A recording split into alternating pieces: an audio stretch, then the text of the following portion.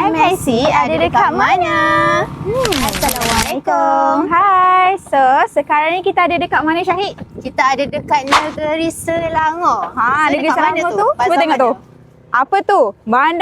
Pusat Bandar Shah Alam Sungai Buloh Bukit Subang. Agaknya dekat mana bazar ni sebenarnya, Syahid? Kita sekarang ada dekat Bazar Denai Alam Selangor. So Oni, kita nak cari ada tak bazar Muiz Hot Chicken dekat sini?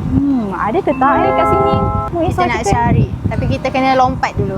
Boleh? 1, 2, 3. Wah. Dah sampai. Kita dah sampai kios Muiz Hot Chicken.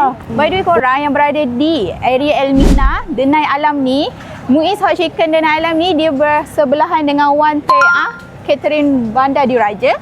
Sebelah sini pula ada kerang bakar. Depannya kita ada jualan Yang taufu. Yes, yang tahu. So, kalau korang nak dapatkan ayam goreng seko semua bahagian yang macam Mr. POV makan tu, Ada ayam semua bahagian pun ada dekat sini, sekali dengan sos black pepper juga. dan banyak lagi menu-menu dia macam chicken tenders ada, ayam goreng pun ada. Ayam goreng mestilah ada kan? Mesti. Muiz Hot Chicken takkan tak ada ayam goreng? Hey, no way. So, apa lagi?